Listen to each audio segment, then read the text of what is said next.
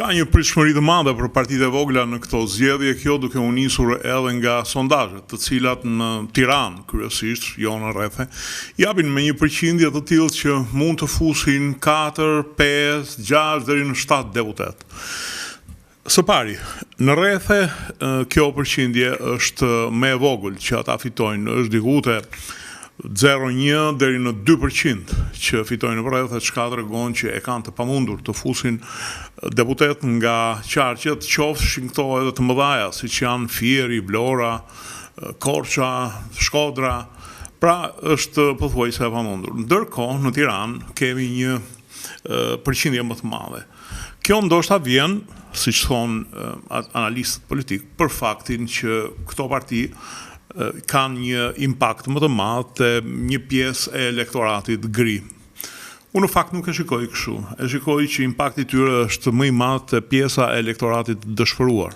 Sepse një elektorat gri do thot një elektorat i rafinuar, një elektorat që kupton nga programet, një elektorat që ka një memorie historike, ndërsa një elektorat i pa rafinuar, një elektorat i cili shkon më tepër me instinkte se sa me logjik, është ai militantëve të partive të cilët janë të lodhur nga partitë e tyre dhe duan të gjejnë një shteg për të rrëzuar murin e kundërshtarit. Në këtë rast, unë i shikoj si militantë të Partisë Demokratike të cilët duan të gjejnë një variant, një mënyrë për të rrëzuar supremacinë e Partisë Socialiste.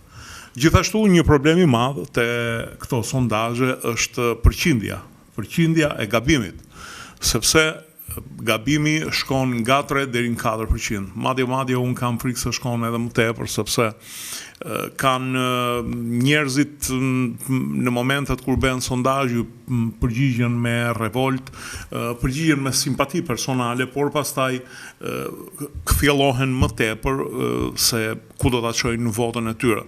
Kështu për shembull, në një moment të caktuar dikujt i pëlqen Lapaj, dikujt tjetër i pëlqen Shehaj, ose Qori, ose Shehi, ose Ali Beaj, por në fund del pastaj te kutia e votimit, ndryshon me njëherë mendje edhe thot që dale, unë po votoj një parti që kam votuar gjithmonë. Çfarë do thot kjo? Do thot që ai ka interesa? Jo. Në partitë të mëdha 700.000, 800.000, 600.000 dhe ata nuk kanë interesa direkte. Janë thjesht njerëz të cilët mendojnë që ai që voton PD-n, shikoj, unë do votoj PD-n sepse është vetmja shpresë në mënyrë që unë të rrëzoj Partinë Socialiste. Ndërkohë, ai Partia Socialiste mendon në invers. Po shkoj të votoj PS-n sepse është e vetmja mënyrë që mos lë Partinë Demokratike të vinë në fuqi.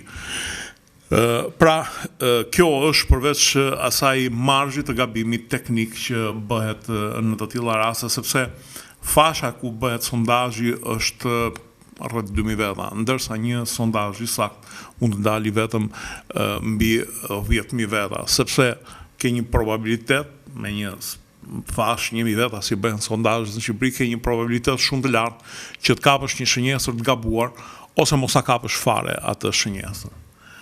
Si gjithmonë në fund ju rikujtoj të bëheni pjesë e kanaleve tona në YouTube drita të videot të kanalit Rudina Xhunga. Faleminderit.